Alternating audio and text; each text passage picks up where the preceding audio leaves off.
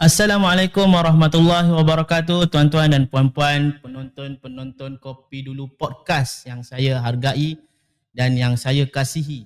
Alhamdulillah, kita dah masuk ke episod yang seterusnya untuk segmen Kerjaya, iaitu episod yang ketiga. InsyaAllah. Jadi sebelum saya mulakan Kopi Dulu Podcast ni, tuan-tuan dan puan-puan, kalau ada apa-apa isu ataupun ada apa-apa topik yang tuan-tuan dan puan-puan nak dengar, nak dikupaskan di Kopi Dulu Podcast, boleh komen. Komen saja apa nak bincang, nak jemput siapa ke, boleh bagi cadangan untuk kita pertimbangkan, dan kalau ada rezeki, why not? Kita akan bincang dan kupaskan tentang isu-isu yang tuan-tuan dan puan-puan suggestkan. Tak ada masalah. Baik, jadi untuk Kopi Dulu Podcast segmen Kerjaya pada kali ini, kita ditaja oleh sambal teriak Mamadi.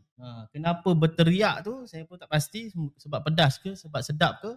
Jadi sambal teriak Mamadi ni dia memberikan kita pilihan dua jenis rasa, iaitu yang pertama adalah pedas manja, yang kedua adalah volcano. Jadi bagi tuan-tuan dan puan-puan yang mungkin baru nak mencuba, baru nak try, first try, boleh cuba pedas manja kita ini. Pedas manja ni dia hanya menggunakan cili kering saja. Kalau volcano ni dia ada tambahan menggunakan cili hidup dan juga menggunakan belacan. So ada rasa pedas dia lebih sikit. Jadi sesuai untuk penggemar pedas boleh pilih volcano, dan harganya tidaklah mahal, hanya RM17 sahaja. Tuan-tuan dan puan-puan boleh guna kalau seorang ni, saya rasa 4-5 kali makan pun, makan dengan bubur, dengan nasi putih panas tuan-tuan dan puan-puan, letak pula telur cair. Memang kick dia, memang betul-betul teriak lah. So boleh try, saya pun dah try sendiri dah. Dia punya rasa dia sangat-sangat garing, saya suka. Dan apa kelebihan untuk sambal teriak Mamadi ni? Mesra travel, sangat-sangat mudah dibawa ke mana-mana sahaja. Ramai pun yang beli untuk bawa travel, untuk pergi ke umrah. Sebabnya dia boleh di-seal semula. Kalau tuan-tuan dan puan-puan, makcik-makcik beli ni, lepas dah buka ni, ada lagi lapisan ni untuk di-seal semula, dan boleh simpan dalam bekas yang kedap udara, akan bertahan selama lebih 3 bulan. InsyaAllah tak ada masalah. Dan saya rasa tak sampai pun 3 bulan, confirm akan habis punya. Okay? Jadi untuk tempahan sebarang pembelian, bolehlah WhatsApp ke nombor 0113335723, ataupun tuan-tuan dan puan-puan boleh tengok di Shopee, type sahaja sambal teriak AA, tuan-tuan dan puan-puan akan jumpa. Dan setakat ni yang dah terjual di Shopee ni hampir 10,000 lebih pack. Top 5 lah kita kata kalau kategori sambal ni. Sambal teriak ni adalah top 5 di Shopee. Sangat-sangat trusted dan sangat-sangat proven dia punya rasa. InsyaAllah rasa sekali pasti nak lagi. Jadi insyaAllah kita akan berbincang tentang episod yang seterusnya dengan tetamu kita. Berehat sebentar, jumpa selepas ini.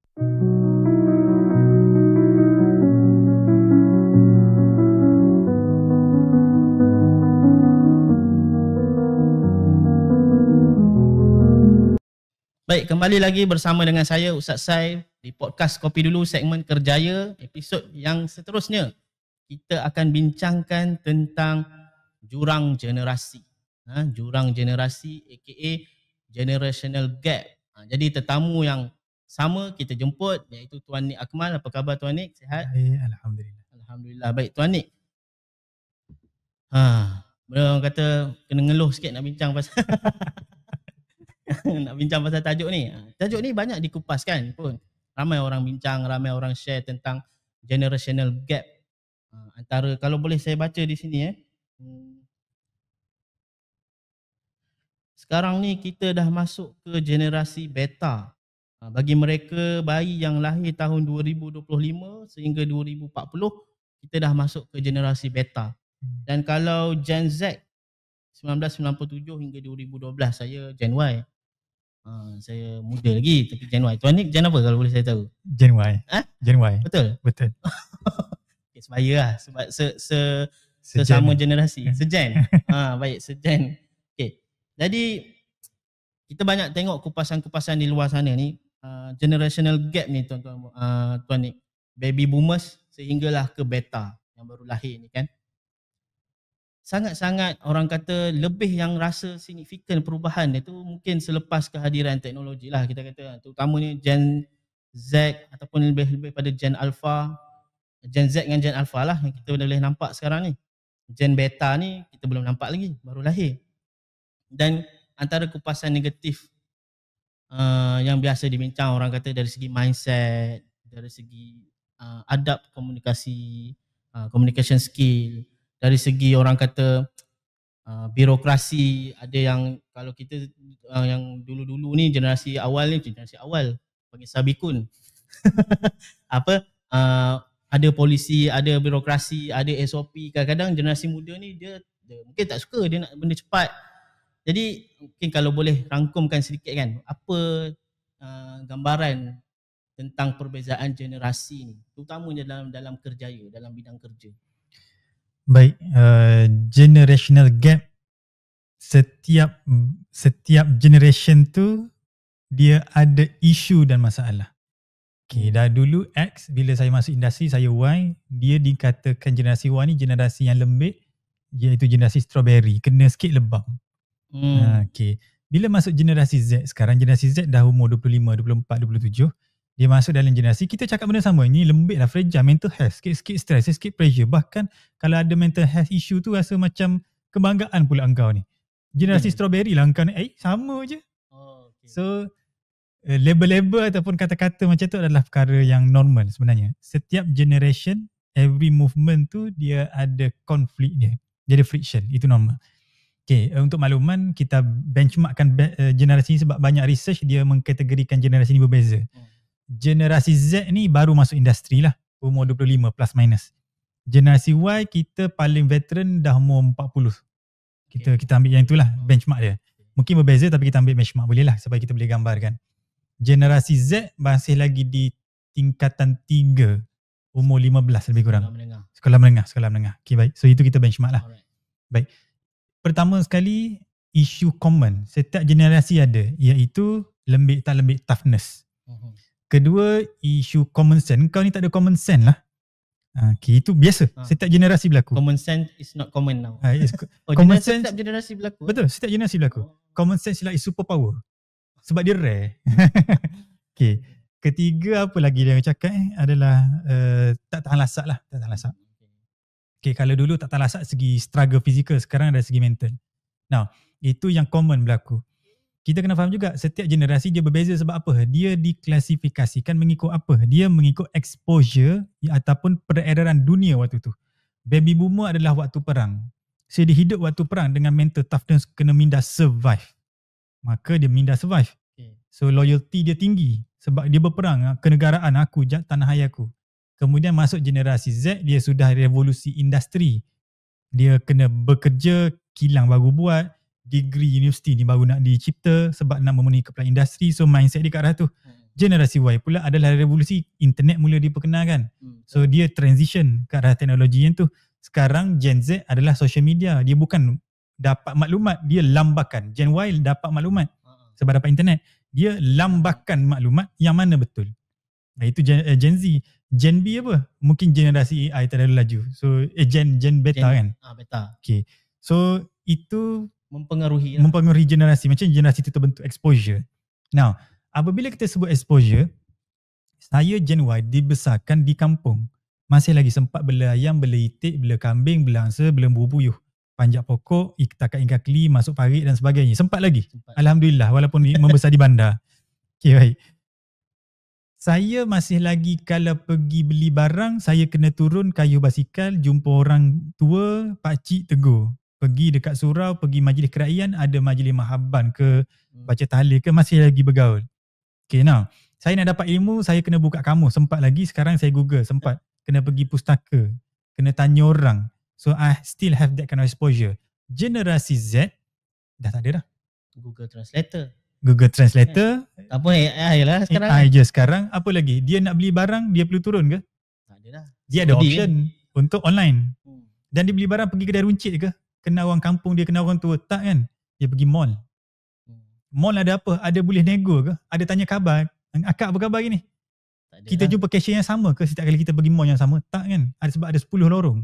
Sekarang self check-in. So mana dia punya social interaction? Bila exposure dia kurang social, lepas tu bila masuk industri dia perlu bersosial dengan customer, dengan klien, kita kata kau ni tak berhenti cakap, tak ada common sense lah. Memang lah exposure dia lain.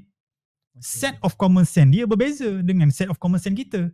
Kalau ambil kita orang generasi Y masuk dalam forum, dalam Discord, dalam discussion, dalam online, dia akan cakap, apa pakcik ni tak ada common sense ke? Janganlah kacau macam ni, jangan cakap macam ni topik lain, jangan masuk forum topik lain. Tak ada common sense ke? Dia akan cakap kita tak ada common sense. Dari POV dia pula kan? Point of view dia. Sebab apa? Set of value berbeza, dibesarkan berbeza, so common sense berbeza. Oleh itu, kalau nak main blame game, tak habis. Generasi baru, dia tak tahu apa dia tak tahu. So dengan bahasa tu, lebih tenang tak? Dan kita tak adalah blame dia, nak kutuk-kutuk apa, kita bagi tahu lah. Bagi tahu lah. Kita ajar dia kan. Betul. Dan kita tak boleh nak ajar sampai bila. Dalam industri tak boleh salah. Sampai bila? Senang je. Dalam industri, salah kali pertama dimaafkan, salah kali kedua siap kau. Kalau nak buat salah yang baru. So itu cara belajar industri, sebab dia ada business oriented, profit loss. So salah berulang tak boleh diterima. Itu standard. So kita kena bagi dia ruang untuk belajar buat salah, dan kita kena ajar dia. Sebab itu namanya fresh grad, namanya probation, namanya entry level for the first 3 years. So waktu itulah untuk dia mengenali. AL pun tak tahu apa benda. EL pun, saya AL, tak boleh AL, saya ambil EL. Kau nak ambil emergency betul, ambil je lah. Dia tak tahu EL tu critical, boleh affect performance, dia tak tahu. So mereka tak tahu apa mereka tak tahu. So kena faham yang tu dulu lah. Baik. Okay, jadi itu permulaan dia. Intro dia. Okay, menarik. Tentang generational gap ni, even sebabkan tempo, abang kata budaya dia membesar, exposure yang dia terima, social skill, jumpa dengan orang ke tak jumpa orang. Sekarang ni dekat kaunter senyap je, tak ada bunyi. Kan QR dia tu kan. Dia akan tanya 2 benda je communicate. Nak plastik ke tak? Kedua adalah cash ke card ke? Betul. Jadi dia ni slow-slow membawa kepada pembentukan diri, dan akhirnya bagi efek kepada kerjaya dia lah. Situasi macam mana dia adapt dengan office. Okay, baik. Jadi kita nak kupas lagi ni, tapi kita kena berehat sebentar Tuan Nick. Kita kena berehat. Saya nak tanya lagi soalan yang berikutnya. Jumpa selepas ini.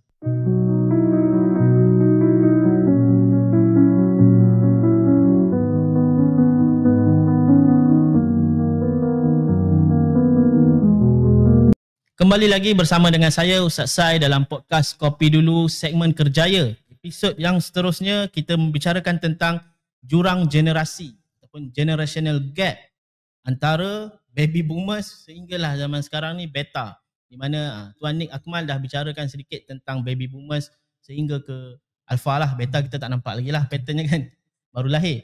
Jadi Tuan Nick, ramai orang kupas dari sudut negatif lah kan. Kita macam Tuan Nick katalah, kalau kita main blaming game ni, dia tak selesai. Dari satu generasi pandang generasi lain ni, tak common lah, tak fit lah, tak apalah apa semua. Jadi macam mana kalau dalam satu office tu kan, adakah majikan ni dia perlu, kita nak kupas dari sudut positif. Macam mana majikan ni dia nak adapt dengan generasi Z, generasi alpha ni kan, jenis perangai yang mungkin. Ada satu teammate saya Tuan Nick, saya cerita lah, ni real case ni lah. Klik saya lah, bukan teammate lah, klik saya. Dia terima kerja hanya kan sebab hari Jumaat adalah half day. Dia punya mindset tu kan, kita tak ada nak kata dia salah, dia betul kan, tapi mindset dia okey ni tempat kerja ni, hari Jumaat pukul 12.30 dah boleh balik.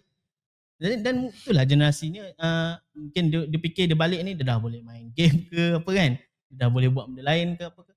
So mana titik tengah? Mungkin majikan, kalau majikan duk cari salah je, lepas tu yang atas ni pula duk tuding jadi tak selesai. Kita nak satu office tu dia dapat, orang kata collab ataupun dapat klik lah dengan baik supaya akan menyumbang pada produktiviti syarikat. Apakah yang perlu dibuat oleh dua-dua pihak mungkin, dan apa positifnya generasi-generasi kemudian ni yang terdedah exposure kepada teknologi banyak. Baik. Untuk memahami generasi, mari generasi Y ni dah veteran dah kot saya rasa. Generasi Z lah kot yang jadi isu sebab baru masuk industri. So mari kita ambil sedikit data dia untuk generasi Z. Saya baca data ni, saya dapat daripada banyak sumber. Antaranya adalah yang tuan sebut tadi, terima kerja sebab Friday half day. Okay, saya baca 72% generasi Z sedia meninggalkan syarikat sebab syarikat tu tak fleksibel. Kerja dia kan, waktu kerja tak fleksibel. working flexible working arrangement. Sebab tak ada flexibility masa ke apa ke, 72% sedia meninggalkan. Dia meninggalkan kerja. Bukan sikit, bukan separuh-separuh, 72%. Banyak. Soalan cepu mas. Kalau syarikat tu kata wajib masuk pukul 8 sampai pukul 5, rasa-rasa senang tak cari pekerja? Untuk generasi Z ni mungkin susah kan? Susah. Susah. Sangat susah.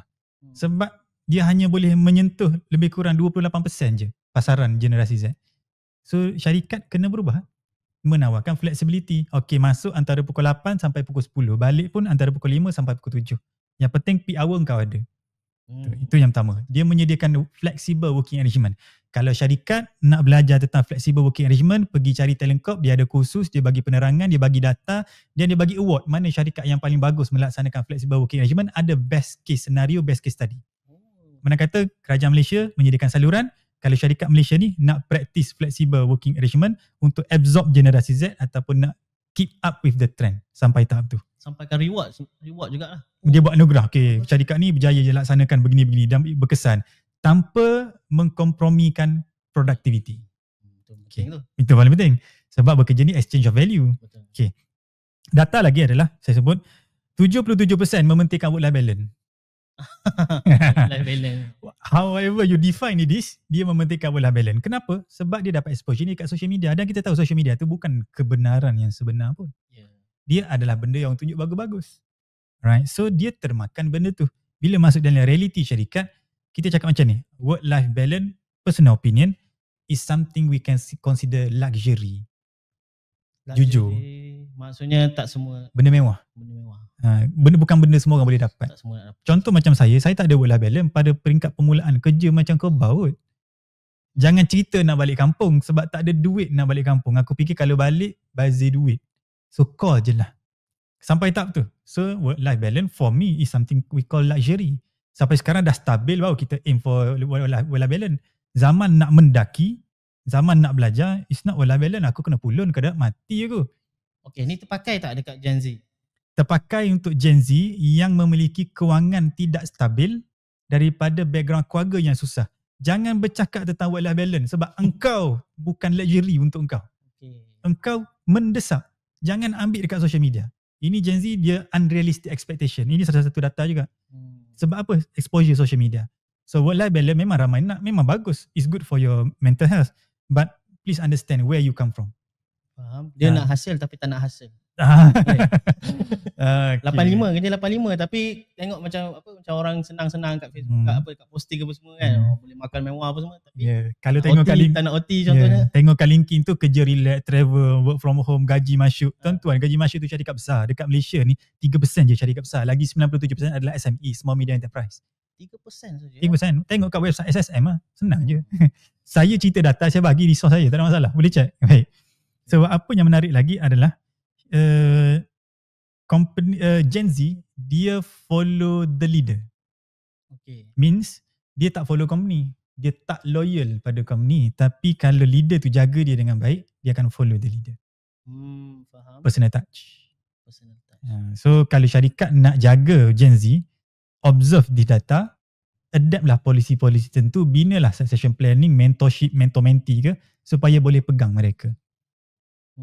So itu kalau syarikat nak adapt. On that side.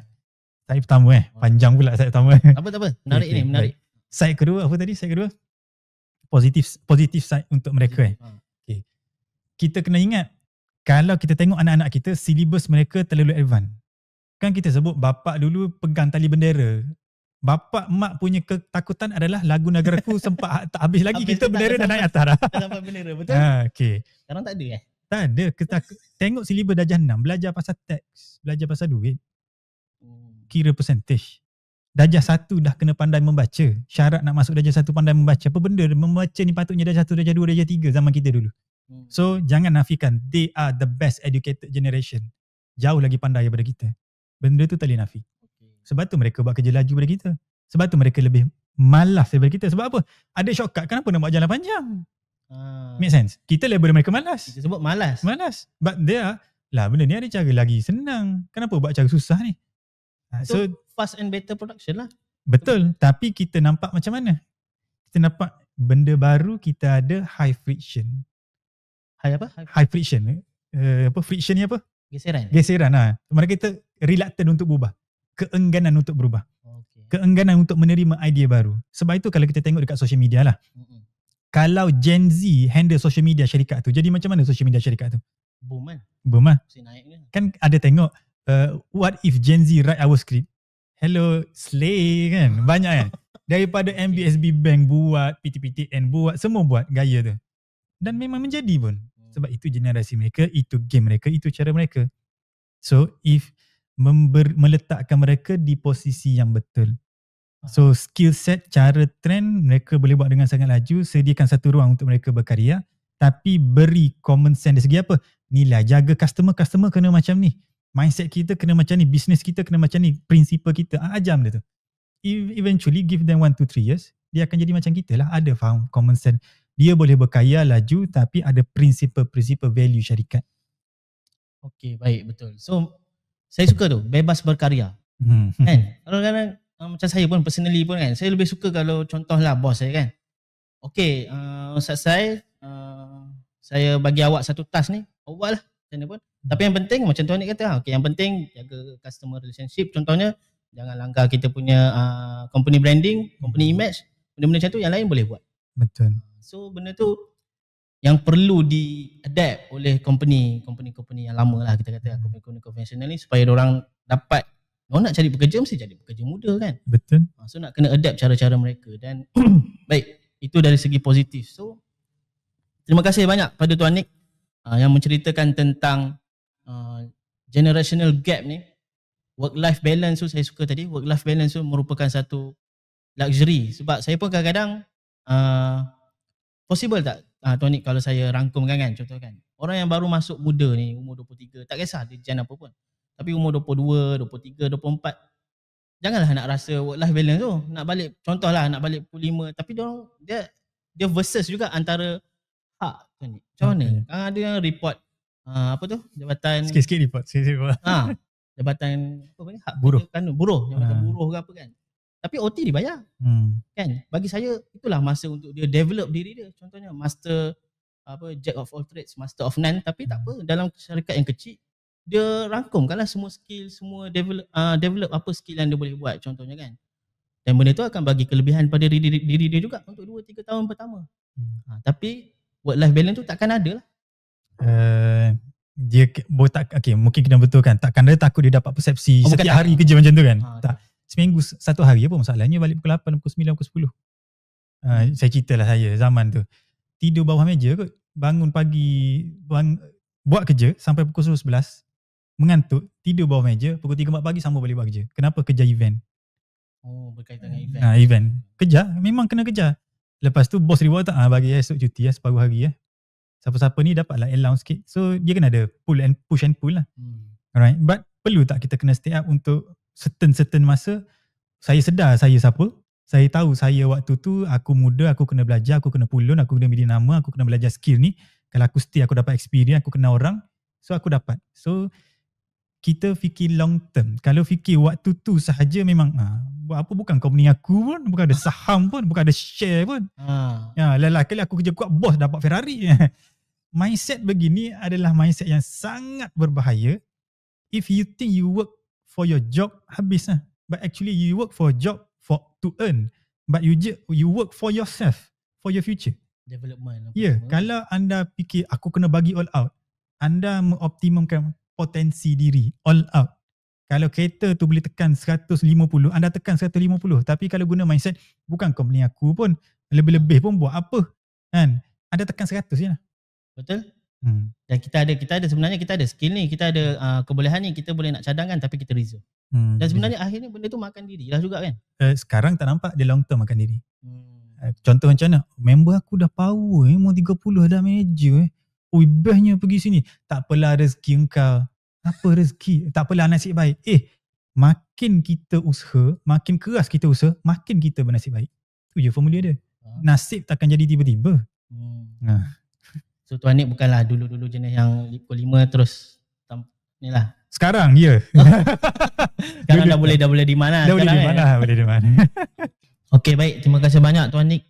Kita dah bincangkan dalam episod yang kali ini berkenaan dengan jurang generasi baby boomers sehingga ke beta. Beta ni yang baru lahir tuan-tuan dan puan 2025. Dan apakah pattern, mindset, budaya dan efeknya kepada dunia pekerjaan zaman kini. Jadi ramai orang dah share tentang dari sudut negatifnya, dari sudut common sense-nya, dan kita juga nak cuba cari kupas dari sudut positifnya. Pasti ada. Jadi kesimpulannya adalah majikan ataupun bos ataupun company perlulah adapt dengan perubahan generasi ini sebab mereka ni lebih, orang kata, lebih kreatif sebenarnya, lebih dinamik.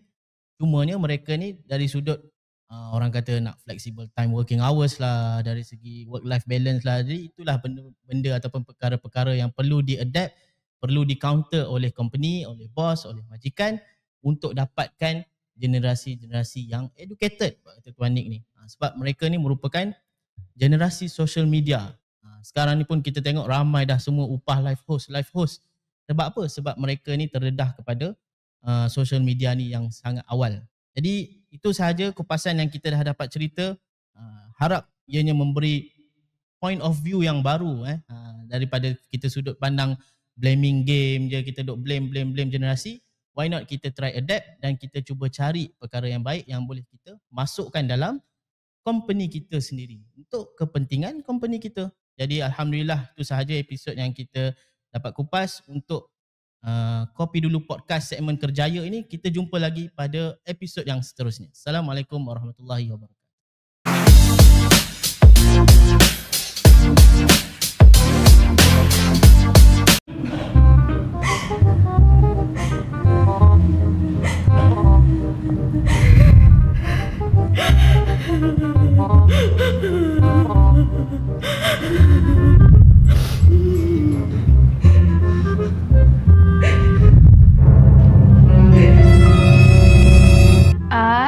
Tak ada. Ini semua adik yang punya.